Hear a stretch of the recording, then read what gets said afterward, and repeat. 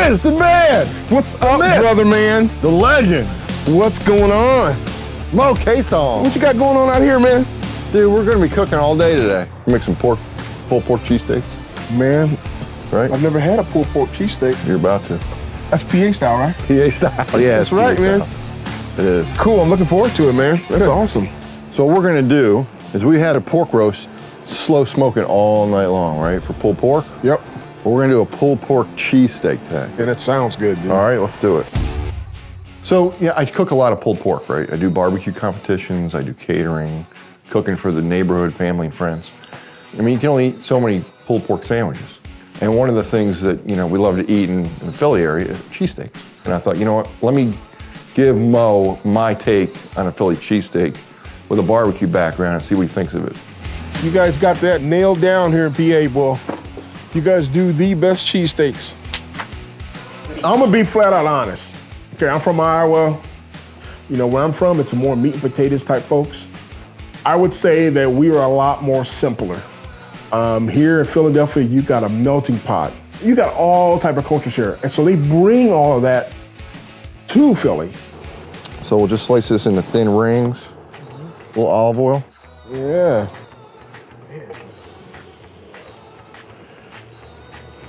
Yeah, buddy. Cherry peppers. Ooh, yeah. On the cheesesteak, fried onion. And nothing better than, man, grilled onions and peppers, man, dude. I mean, a great sandwich has layers of all kinds of flavors and textures. That's what makes a good sandwich to an excellent sandwich. I'm really looking forward to seeing this because I've actually never made a cheese sauce, so it's gonna be a great education for me to learn how to do a true cheese sauce. That's awesome. Now for the cheese sauce, we're gonna start with a little butter and salt and pepper, a little half and half, and then we're gonna add our blend of cheeses. I'm gonna use a Cooper Sharp. I'm gonna use some different cheddars. Yeah. And we'll build that cheese sauce. So it'll be like our own version of a whiz. You can add American cheese or you can do provolone, but since we make our own mac and cheese, and we make our own cheese sauce, wouldn't that be nice? Complement it to the pulled pork is add that cheese sauce and then do some traditional fried onions and cherry peppers. So that's our cheese sauce. It's real simple. Looks great. Take a look here. Nice consistency. That's gonna be great. So listen, we got our fried onions and cherry peppers made, right? Yep. Sauteed them up. We got our cheese sauce made. Yep. And now we're gonna go get the pork. The pork's been cooking, I don't know, maybe 10 hours. Yeah. A little applewood. Yeah. We got some salt and pepper and garlic and then some alpha rub on there. Look at how nice that bark is on there. Now when I touch this meat, see the jiggle and the wiggle? I mean, that's ready to go. I'm gonna say I can go in there and pull that bone out clean. Ready? There it is. And you can tell also it also starts to dry immediately. You can see how. Yep, see how it's drying? That's another good one that's cooked well. Yeah. Working with Bob, he is such a fantastic cook. And his recipes of what he did, his spin on taking more like traditional barbecue meats and making all these different dishes, he has a lot of skill. He just has a really good ability to take simple cuts and make a lot of great dishes. But it's dishes that he is familiar with, what he was raised with. I mean, for me, I grew up with a big family. We ate a lot of traditional Italian foods, but it was always family style. There's always a lot of people. So I like to cook that way. So when I cook the main proteins, pulled pork, brisket, chicken, ribs, whatever, I like to now take those ingredients and make other dishes with it. That's my style of cooking. And it's fun, and it's something a little different. So we took the pork to about the 200-degree mark, and we're gonna let it cool. We need to let it rest. And during the cooking process, the juices are pushing from the inner to the outward of the meat. Yeah. And then the rest mode, which is really important, the juices are trying to redistribute into that meat. So resting it, it's just the final icing on the cake. So like I said, we cooked that for about 10 hours. We had a 75-degree day yesterday. We woke up this morning, it's raining and it's 42. Yeah. Okay, so the Guru controls, they're adapting to that weather difference. It takes care of it for you, so you don't have to worry about it. Which, that gives consistency in the cook. Right. Therefore, you know what your meat's doing and it's gonna get done. That's a great piece of equipment. Yeah, it's a great feature. And we got perfectly cooked pork. So this pork's been resting, it's been cooked for 10 hours. We slow cooked it. And now, to get into it, all I have to do is this. You ready? Yeah. That. You want to shred it, but don't over-process Don't it. over-process it. That's what I tell people, man, all the time, man. I like chunks pulled. Yeah. I don't want to get some of these. You see some of the people who take the pulled pork and they get it to where it's just stringy. Yep.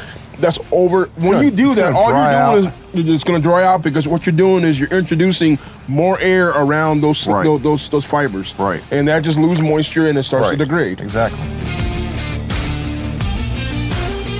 2 thumbs up. Another tip for me is I don't start pulling that right now, what he's doing. Right before we eating it, that's when you get into it. Right. Now, if you did this an hour or 2 hours ahead of time, it won't be as good. Exactly. So when I met Moe years and years ago, we hit it off. And he came from, a little bit different background than I came from. So we talk about those traditions. And the great thing about the barbecue world is they're all great people. And we get ideas from each other.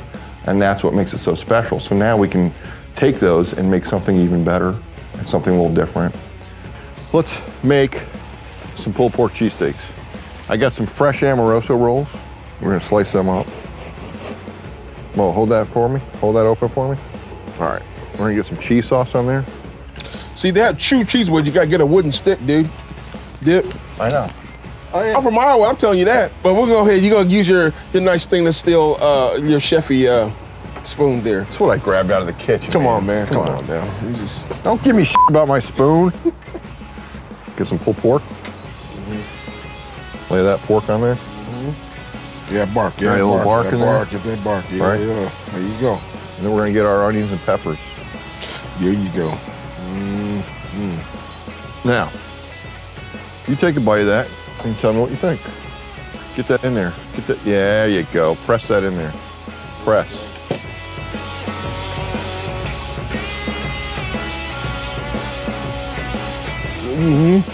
Right.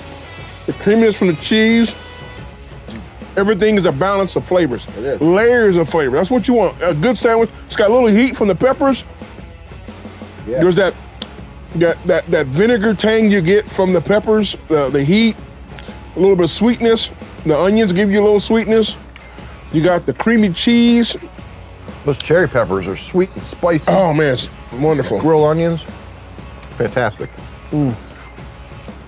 This is outstanding pulled pork, Philly cheese. Steak. Pork steak. All I can tell you, tips on making a recipe like this is when you start with good ingredients, you're gonna get a great product. So I think if you cook all of your components properly and you use nice, fresh, local ingredients, you can't go wrong. He's definitely from Philadelphia. From Pennsylvania. Why? What'd I do? Yeah, you're definitely from. You know what you're doing. Oh. I already know he's a good cook. So everything he's done so far is spot on. Tomorrow, we're gonna go Iowa style. I'm gonna show how we do it in Des Moines, Iowa. Here we go. I'm gonna show how we do it. Here we go. That's right. I'm about to let it know. He was all nice and friendly, I know, and then you said, you're my brother. You're my brother. "What are you gonna cook for Bob?" You know how we do it. And here he goes. Now he's being I'm competitive. gonna bust that. I ain't being competitive. I'm just saying what I'm doing. I'm from Des Moines, Iowa. Corn-fed. Yeah. I'm just gonna give you a piece of where I'm from. All right. He gave me a piece of where he's from, which is awesome. Yeah. You're gonna get a piece of what Big Mo's I can't wait to try it. from. I know. It's gonna be good. Let's do this.